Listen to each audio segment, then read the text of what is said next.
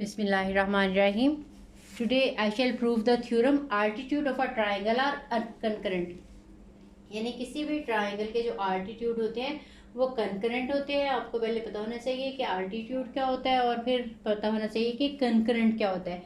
Altitude कहते हैं कोई भी ट्राइंगल है किसी भी वर्टेक्स से ऑपोजिट साइड पे ऐसी लाइन जो 90 का एंगल बनाएगी, इसको हम कहेंगे आल्टीट्यूड। ठीक है, इस साइड से देखिए, इसी तरह से इस वर्टेक्स से भी हम इस लाइन के ऊपर ऐसी लाइन ड्रॉ कर सकते हैं जो कि इसके ऊपर ऐसे 90 का एंगल ड्रॉ करे बनाए, तो ये भी इसका दूसरा आल्टीट्यूड होगा। इसी तरह से जो तीसरा आल्टीट्यूड है ये भी इसी पॉइंट में से गुजरेगा। ठीक है, ये जो लाइन है, अब अगर ये तीनों पॉइंट लाइन जो है एक ही पॉइंट पे इंटरसेक्ट करेंगे तो इनको हम कहेंगे कंकरेंट। इसको उर्दू में कहते हैं हम नुक्ता, एक ही नुक्ते पे एक ही पॉइंट पे टच करने वाले। अगर ये लाइन सपोज यहाँ से गुजरने के बजाय यहाँ से गुजर जाती इधर से ऐसे, तो फिर ये कंकरेंट नहीं होने थे। ठीक है, अब ये तीनों का जो पॉइंट ऑफ इंटरसेक्शन है वो सेम ही है। यही हम प्रूव करेंगे कि हम पहले जो है वो वेक्टर की हेल्प से भी ये प्रूव कर चुके हैं। इस वाले में हम इसको एनालिटिकली प्रूव करेंगे। मैंने डायग्राम बना दिया है। मेरे पास ये ट्राइंगल है ABC, A के वर्टिसेस हैं x1 y1 कोऑर्डिनेट्स, और जो वर्टेक्स B है इसके कोऑर्डिनेट्स हैं x2 y2, जो C है इसके वर्टिसेस हैं x3 एंड y3। जो AD है वो इस लाइन के ऊपर BC वाली लाइन के ऊपर परपेंडिकुलर है। इसी तरह से ये जो BE है ये AC वाली लाइन पे जो है परपेंडिकुलर है। इसी तरह से वर्टेक्स से जो मैंने CD AB के ऊपर परपेंडिकुलर है। ठीक है, आल्टीट्यूड भी इसको कहेंगे, इसको परपेंडिकुलर भी कहते हैं। ठीक है, उर्दू में हम इसको इर्तफा या अमूद भी कहते हैं। अब हम इसको लिखना है थोड़ा सा स्टेटमेंट में कि let ABC be a triangle with vertices x1 y1 x2 y2 x3 y3 respectively, या ऐसा लिख दें कि let the coordinates of the triangle are shown in figure. ठीक है, जैसे आपको सही लगे वैसे आप कर ले। Late the coordinates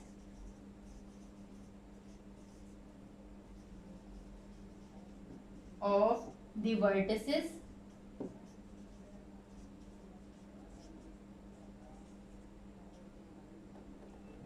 of triangle ABCD shown in the figure।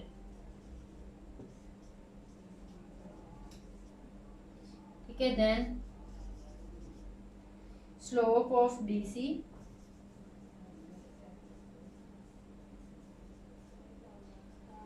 इस लाइन BC के हम स्लोप निकालेंगे।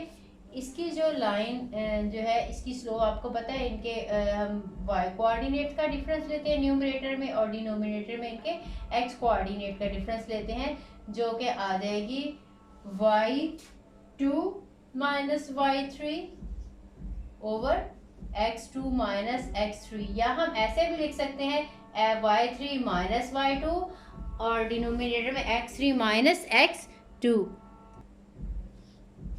Therefore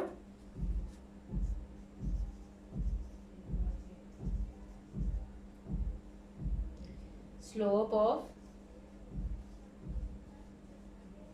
AD यानी आल्टीट्यूड लिख दें साथ, क्या होगी आपको पता है। जब भी एक लाइन की आपको स्लोप पता है, आपने उसके परपेंडिकुलर लाइन की स्लोप निकालनी हो तो हम उसका क्या करते हैं। ठीक है, हमें इसकी स्लोप पता है, हमने इसके परपेंडिकुलर लाइन की स्लोप नहीं पता। तो ये मैं आपको पहले भी बता चुकी हूँ कि अगर स्लोप, मैं अब नंबर्स के साथ बताती हूँ, अगर किसी एक लाइन की स्लोप सपोज इसकी अगर BC की स्लोप 3/2 हो, तो जो इसकी परपेंडिकुलर लाइन है जैसे AD है, इसकी स्लोप जो होगी, इसको मैं M1 कह लेती हूँ, इसको M2 कह लेती हूँ, -2/3। ठीक है, सिंबल भी चेंज होती है, साथ में इसका रेसिप्रोकल आ जाता है, नेगेटिव ऑफ रेसिप्रोकल। ठीक है। किसी भी परपेंडिकुलर लाइन का हमें गिवन लाइन हो उसके परपेंडिकुलर लाइन की स्लोप निकालनी होगी तो हम इस तरह से करते हैं, क्योंकि ये भी हम ऑलरेडी पढ़ चुके हैं। दो परपेंडिकुलर लाइन की स्लोप को मल्टीप्लाई किया जाए तो आंसर -1 आता है हमेशा। ठीक है, तो हमें बी सी की स्लोप पता है, इसी की हेल्प से हम ए डी की स्लोप निकालेंगे। फिर ए डी क्योंकि एक स्ट्रेट लाइन ही है ना, इसकी भी हम इक्वेशन बनाएंगे। तीनों हम इनकी जो आल्टीट्यूड है उनकी इक्वेशन बनाएंगे, फिर उनको हम चेक करेंगे कि क्या वो लाइंस जो हैं वो कंकरेंट बन रही हैं। ठीक है, अब हमें ये जो स्लोप जो है ए बी सी की है वो ये वाली है। अब हम ए डी यानी आल्टीट्यूड ए डी साथ लिख देती हूँ equal to negative of x2 minus x3 and y2 minus y3। ठीक है, negative reciprocal of BC will be the slope of AB। अब हमने इस AD की इक्वेशन निकालनी है। इसी तरह से हम तीनों जो है आल्टीट्यूड उनकी इक्वेशन निकालेंगे। इक्वेशन ऑफ आल्टीट्यूड AD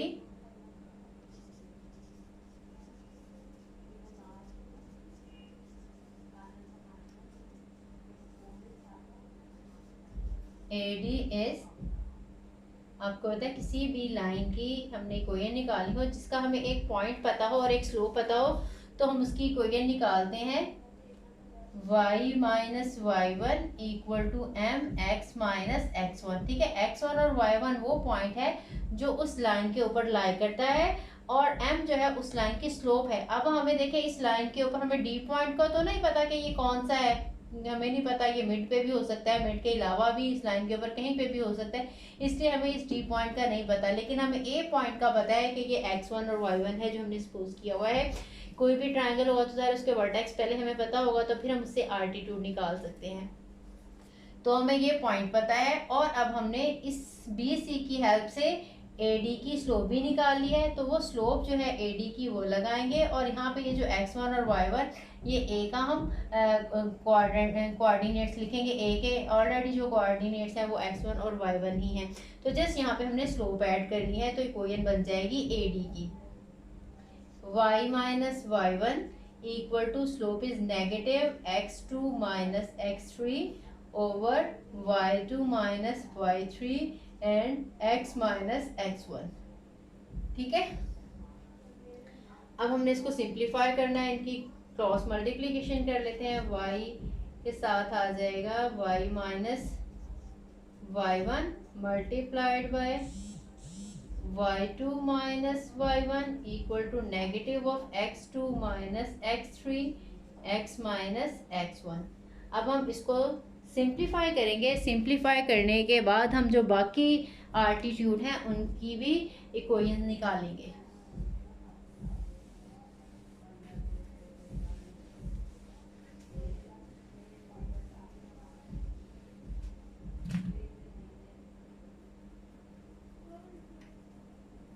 ठीक है, इसी को मैं ऊपर देख के लिख रही हूँ।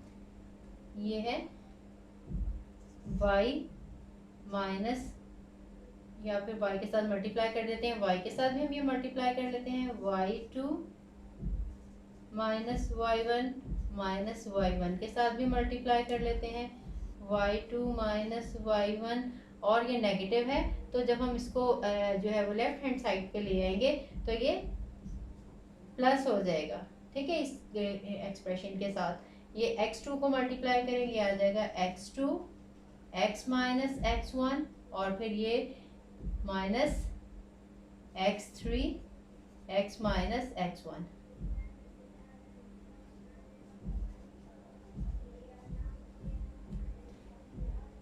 या इसको मल्टीप्लाई हम नहीं करें, ये एक दफ़ा हम x, क्योंकि हमें x वाला एक्सप्रेशन जो है वो सेपरेट चाहिए, एक दफ़ा x को इस सारे के साथ इनको कंबाइन रखते हैं, एक दफ़ा x1 के साथ इसको हम मल्टीप्लाई करते हैं। ठीक है, एक ही बात है, इसको हम पहले लिख लें या इसको लिख लें, लेकिन क्योंकि हमें इसमें से हमने जो इक्वेशन ऑफ लाइन है इस तरह से हम बनाते हैं something A X plus B Y plus C equal to 0 के x लिख के इसके साथ के कोफिशिएंट होने चाहिए और y के साथ कोई जो है वो कोफिशिएंट हो सकता है और बाकी कांस्टेंट जो है वैल्यूज जितनी भी हो वो सारी आ जाएंगी। तो इसलिए y वाली तो ये सेपरेट होगी, x वाली मुझे सेपरेट चाहिए, तो x के साथ ये वाले मैं एज इट इज ही लिख लूँगी। ये मैं इधर लिखती हूँ, x के साथ आ जाएगा x2 माइनस x3, क्योंकि ये मैं इस साइड पे लेके आई हूँ, या इधर ही लगा देती हूँ, this plus this equal to 0। अगले स्टेप में हम ऐसे इसको एक दफ़ा लिखना चाहें तो लिख लें, फिर आप ये स्टेप लिख लें। देन माइनस x1 के साथ आ जाएगा x2 minus x3 equal to 0। अब मैं इसको थोड़ा सा अरेंज करके लिख रही हूँ, x वाली वैल्यू लिखूंगी, y वाली वैल्यू लिखूंगी, फिर देन इसको जो है यहाँ से थोड़ा सा अरेंज कर लेंगे।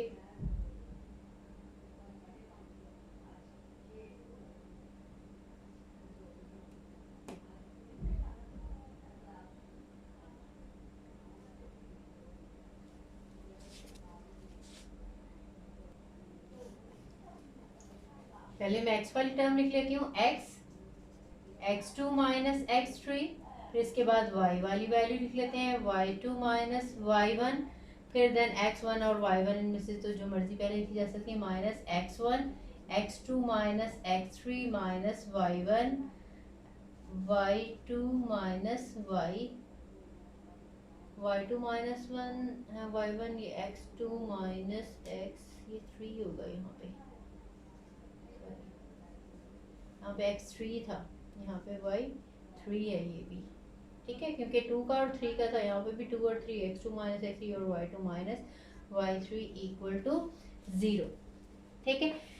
इसके बाद अब देखें, हमने एक जो है आल्टीट्यूड की इक्वेशन बना ली। अब इसी तरह से अगर हम बाकी भी आल्टीट्यूड की इक्वेशन बनाना चाहें तो इसी सिमेट्री से अगर हम कोऑर्डिनेट देखें, इसमें जहाँ पे x1, अगर हम इस वाले आल्टीट्यूड की वैल्यू लगाना चाहें तो जहाँ पे x1 और y1 है उसकी जगह पे हम x2 और y2, यानी पे यहाँ पे x2 और y2 आ जाएगा, और पहले इनमें x2 और x3 वाले में थी, तो अब हमारे पास जब ये निकालेंगे तो x1 और x3 माइनस x1, इसी तरह से y3 माइनस y1 आ जाएगा। हम एक इक्वेशन के साथ सिमेट्री से दे के हम बाकी इक्वेशन भी निकाल लेंगे। सिमिलरली जो रिमेनिंग जो है वो मैं ऐसे ही लिख दूंगी निकाले बगैर ही, डायरेक्टली हम इसकी सिमेट्री से अंदाजा लगा सकते हैं। Equations of altitudes BE and CF are respectively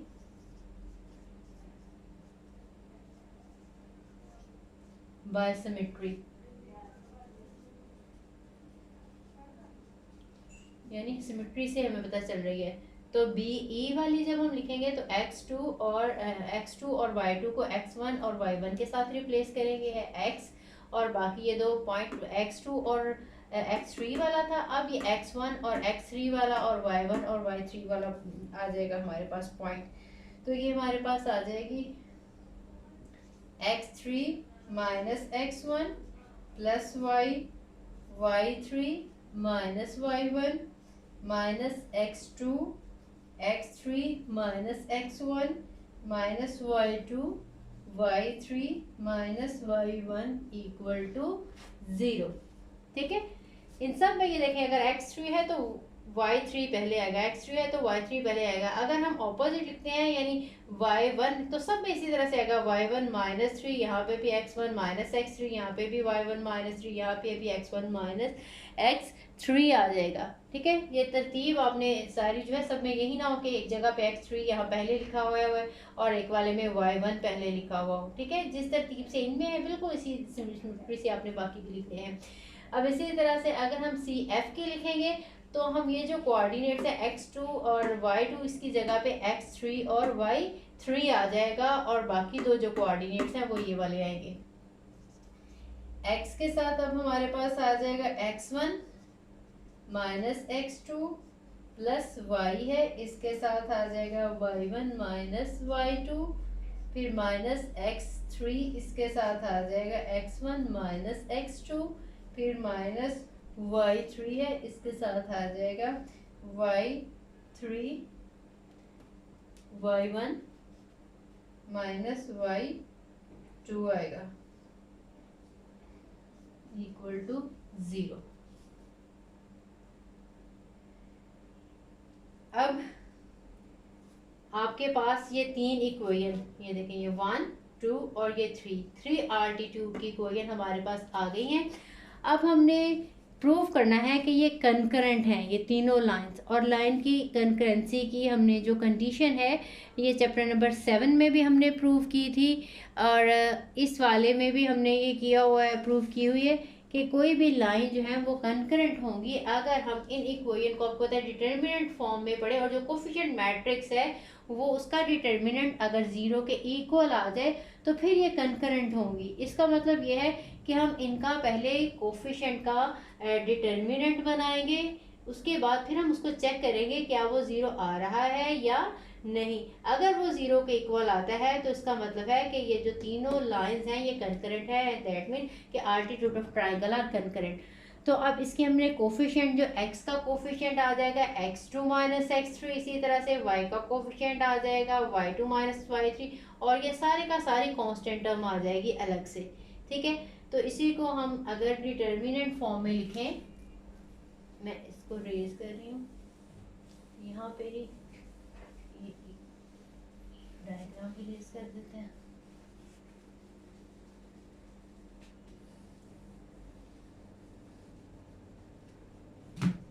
x के कोफिशिएंट है x2 माइनस x3, फिर y का कोफिशिएंट आपने लिखना है y2 माइनस y3, और फिर ये कांस्टेंट टर्म लिखनी है minus x1 x2 minus x3 minus y1 y2 minus y3। ठीक है, ये कोफिशिएंट लिख लिए। इसी तरह से इस लाइन के कोफिशिएंट लिखने हैं, x के कोफिशिएंट तो वो आ जाएगा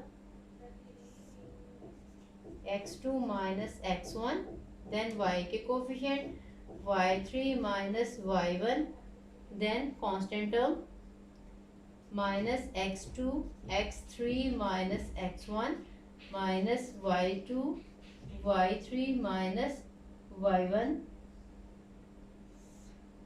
और ये थर्ड जो लाइन है इसके coefficient x1 minus x2 y1 minus y2 and minus x3 x1 minus x2 minus y3 y1 minus y2। अगर अब ये डिटर्मिनेंट, कोफिशिएंट की डिटर्मिनेंट 0 के इक्वल आ जाती है तो फिर प्रूव हो जाएगा कि आल्टीट्यूड कंकरेंट है। ठीक है, इसकी आपको समझ आ गया। जैसे हमारे पास लाइन की कोई हो, अगर a1x plus b1y plus c1 equal to 0, और दूसरी इक्वेशन होती थी a2x plus b2y plus c2 equal to 0, और थर्ड लाइन की इक्वेशन होती थी a3x plus b3y plus c3 equal to 0। तो हम कहते थे कि ये जो लाइन है ये कंकरेंट होगी अगर इनके कोफिशिएंट a1 b1 c1, फिर इसके coefficient a2 b2 c2 a3 b3 और c3, अगर इसका डिटर्मिनेंट जो है वो 0 आ जाए। बिल्कुल इसी तरह से ये मैंने इनके कोफिशिएंट, x का कोफिशिएंट, y का कोफिशिएंट और कांस्टेंट टर्म, इन सबको डिटर्मिनेंट फॉर्म में लिख लिया है। अब प्रूफ करेंगे कि ये जो डिटर्मिनेंट है ये 0 के इक्वल है। फर्स्ट ईयर में हमने इस तरह के डिटर्मिनेंट जो है वो सॉल्व किए हैं प्रॉपर्टीज डिफरेंट यूज करके। तो आपको पता है कि डिटर्मिनेंट में कोई सी भी रोज को या कॉलम्स को ऐड किया जा सकता है। तो अब देख सकते हैं, अगर मैं इस फर्स्ट रो में ये सेकंड और थर्ड रो ऐड कर दूं तो आंसर 0 आ जाता है। देखिए, अगर इस वाली रो में ये मैं ऐड करूंगी, ये तीनों रोज को ऐड करूंगी, x2, ये पॉजिटिव x2 है और ये नेगेटिव x2 है, इनकी कटिंग हो जाएगी। ये पॉजिटिव x1 और ये नेगेटिव x1, इनकी कटिंग हो जाएगी। पॉजिटिव x2 और नेगेटिव x2, ये x1 x2 x3 और ये x2 और x1, इस तरह से यहाँ पे x3 होगा।